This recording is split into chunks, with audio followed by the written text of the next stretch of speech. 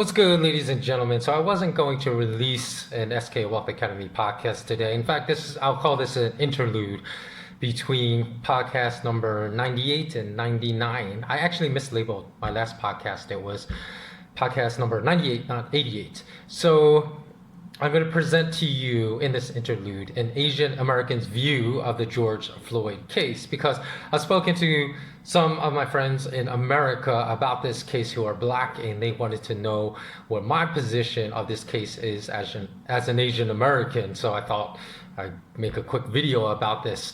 So I'm not going to sugarcoat this video, and I'm going to call it for what it is. Minnesota cop Derek Chavan murdered civilian George Floyd in premeditated fashion. That's what I saw in that video.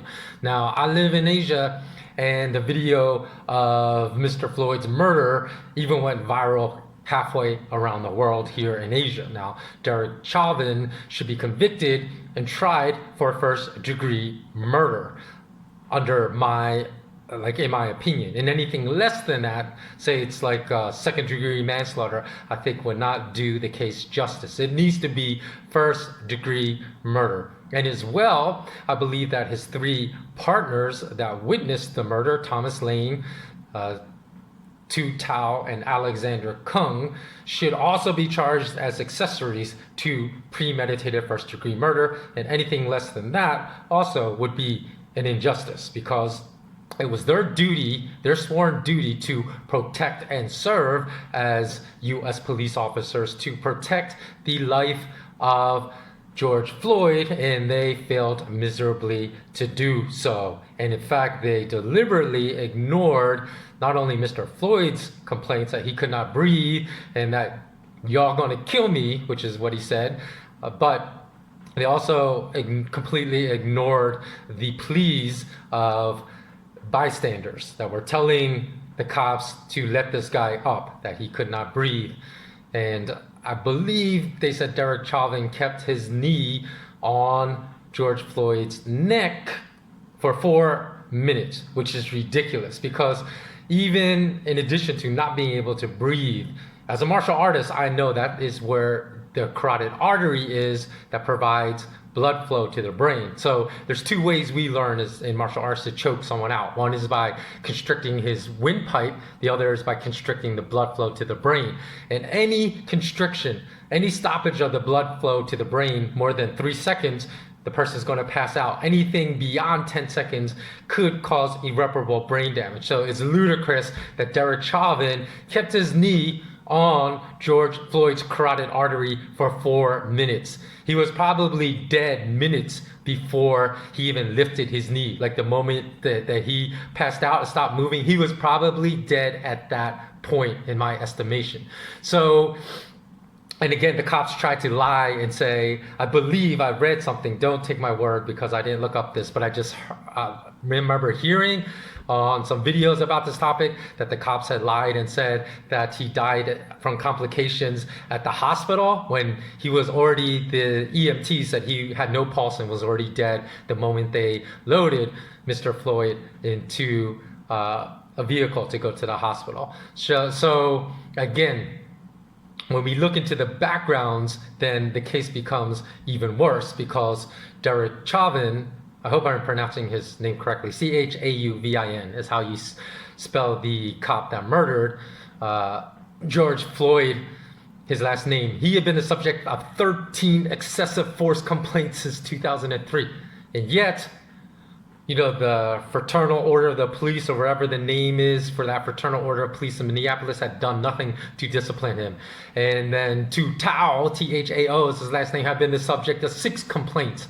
So first of all, as an Asian American, am I going to defend the behavior of the 2 cops that were Asian? Of course not, because I've always told you, my truth knows no boundaries when it comes to race, nationality, ethnicity, religion, politics. My truth is truth. So their actions were indefensible as the other indefensible actions of the 2 white cops. So as Minneapolis Mayor Jacob Frey stated at a recent press conference, why is a man who killed George Floyd not in jail? If you had done it or I had done it, we would be behind bars right now, and I cannot come up with a good answer to that. So, and for making that statement publicly, I give a big, massive, huge up to Mayor Fraim. And though many will state, well, Mayor Fraim is just stating the obvious, I still believe that it takes cojones for a member of the political apparatus, someone that is mayor of a major city in America, to go against the narrative of that apparatus, which has always been to defend the police officers, no matter if they're wrong or they're right. So in my lifetime, I've witnessed many mayors, including LA Mayor Daryl Gates, defend cops who have murdered innocent civilians in their public statements. So Mayor Fraim's words, I don't think we should be so cynical about that. They are important. However, I think it is equally important, as I already stated, that not only is Chavan tried for murder and first-degree murder at that, not some lesser charge, but that cases be brought against all other 3 cops who stood by and did nothing as accessories to first-degree murder, not as accessories to manslaughter, accessories to first-degree murder. So the reason that I'm speaking up as an Asian American man, even though I've not lived in the United States for more than 15 years now, is because I was born, raised, grew up in the US, and I had no less than 20 encounters with police in 4 different states: in California, Pennsylvania, California primarily LA, and Pennsylvania primarily my home city of Philly, Texas, in Austin, and Louisiana, which I can't even remember the town in Louisiana. It was a small town. It was during a road trip my friends and I had made in college from Philly to New Orleans for Mardi Gras. And every single one of these 20 instances were negative. 100% of my encounters with police were negative. Not all were racist encounters, meaning encounters with racist cops, but some definitely were. And let me tell you, first of all, the worst case consisted of a cop that basically pulled over my friend's vehicle. I was not even driving, my friend was driving, and he asked me to exit the vehicle as a rear seat passenger. Did not even go over and ask any questions as a standard operating procedure for cops to go to the driver, right? He came to me, tapped the window with his baton, told me to pull down to basically pull down the window, which I did, and then he asked me to get out of the car, and then I was instructed to put my hands against the car. One of the 2 cops that stopped us patted me down for drugs with no reasonable cause to stop our vehicle. And again, that was in a totally illegal search. But luckily for me, my friend that was driving was white, and another one of my friends who was also a passenger in the car was white, and they perhaps saved me from something much worse happening, because these cops were obviously racist and wanted to slap some kind of case of drug possession on me. So when they found no drugs on me, and by the way, during that, I had basically reached into my pockets and made rabbit ears out of all of them, because the cops were sticking their hands into my jacket pocket, and I was afraid they were going to hide like an 8-ball of cocaine or something in their hand and then pull it out and be like, what's this? So, but even today, I would actually be scared to do that, because, you put your hands in your pockets, that gives a reason for a cop to shoot you, because they say, oh, he's reaching for a gun or he's reaching for something. But back then, it wasn't as bad as it is now, as far as like cops being out of control and just shooting innocent people all the time.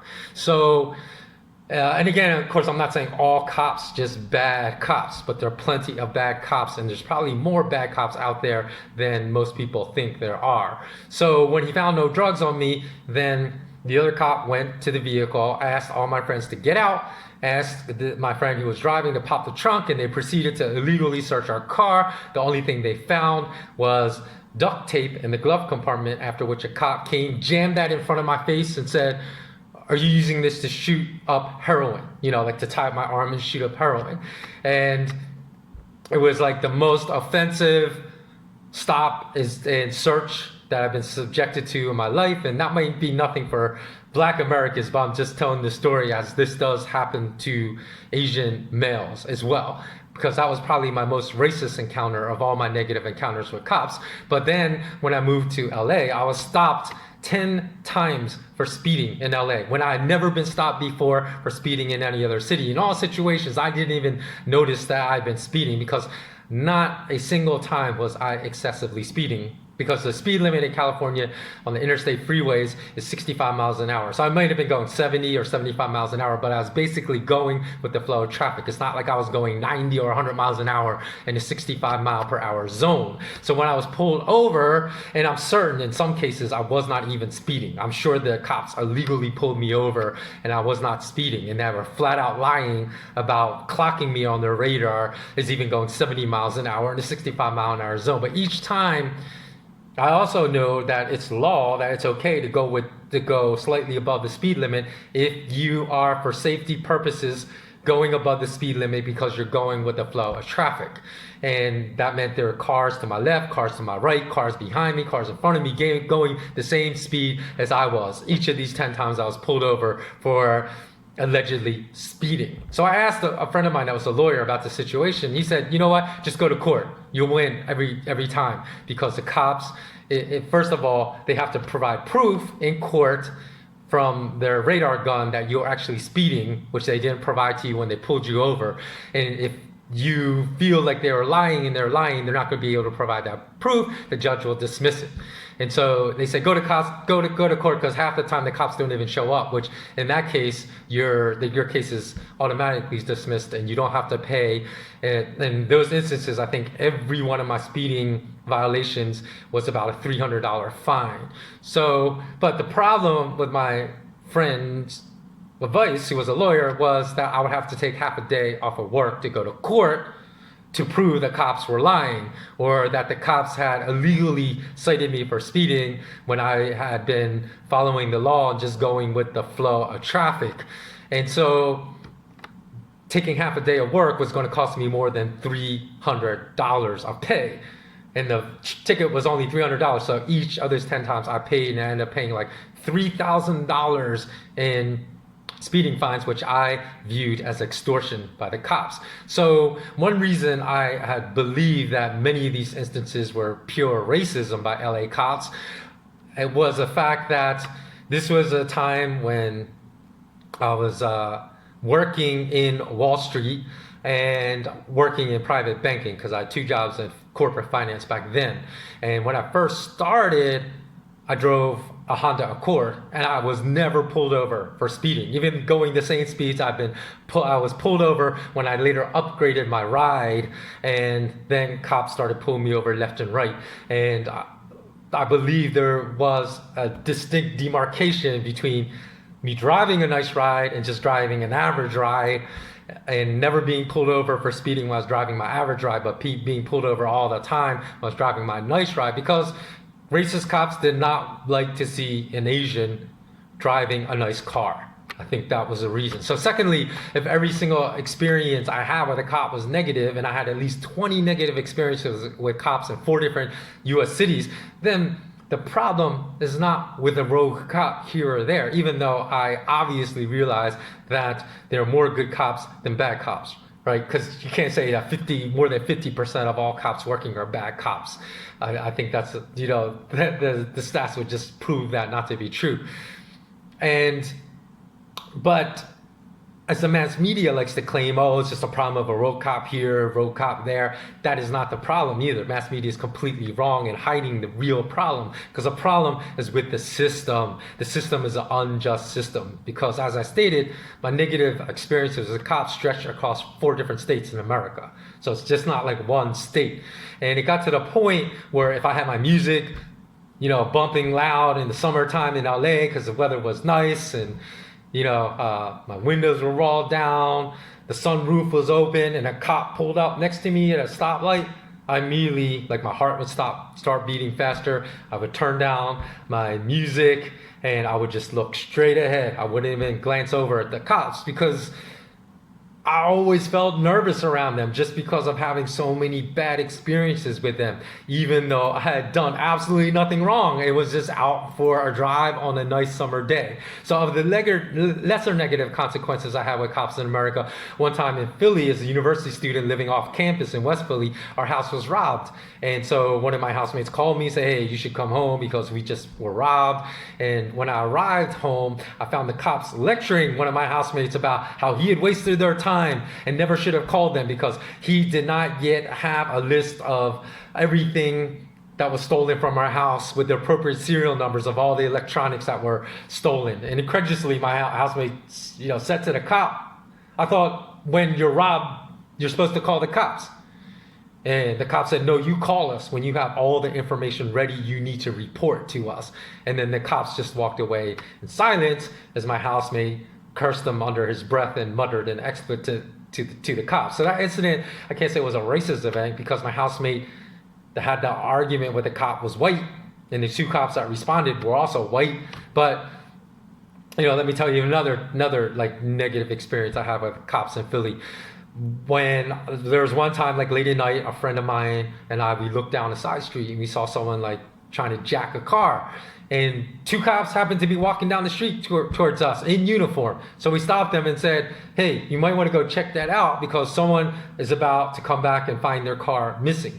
And you know what they said to us? They said, we're off duty. There's a phone over there. They pointed to a payphone. So they said, call the cops. And we were like, we thought you are the cops. Aren't you? Do your job. And they just like glared at us menacingly and walked away without saying anything. And these types of incidents show, they could have just called on their like walkie-talkies or whatever that is, like another cop car that was in the area and reported them to stop the car from being stolen, but they wouldn't even do that. And these incidents show the horrendous level of screening procedures nationwide to become a cop in America, as cops are not interested in protecting and serving us civilians. And so the end problem with law enforcement is at a system-wide level. And the problems I witnessed 15 years ago when I was still living in America are still exist today. And when I still lived in Philly, I remember a friend of mine put me in touch with an organization that was working with at-risk youth in North Philly, and that was something I've always been interested in putting in my community work at all points of my life.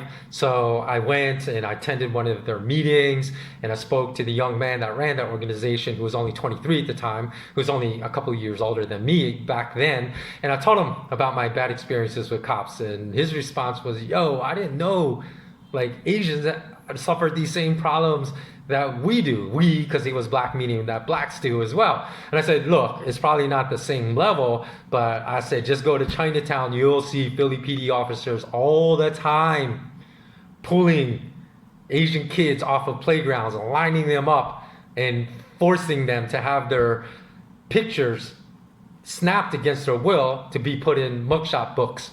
And my friend said, why do they do that? And I said, because there's a big problem with human trafficking in Philly. And so they consider all Asians to be like Asian gangsters are partaking in this. And that's what they use as an excuse to violate our civil rights. So I also told him, I said, yo, you've never been to LA, have you? Because I bet you every non-white male in LA can recite a bad cop experience to you.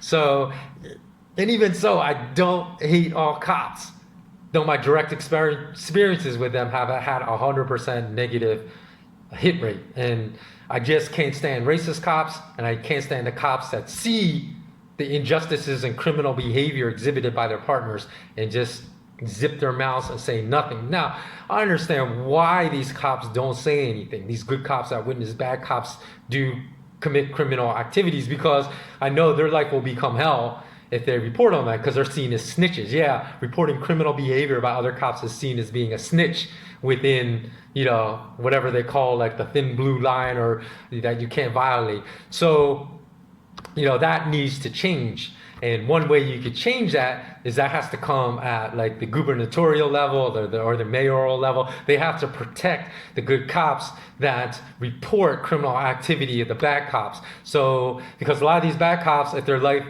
like number one, their life is guaranteed to be hell because all the other cops will basically harass them and make their life hell if they report their criminal activity.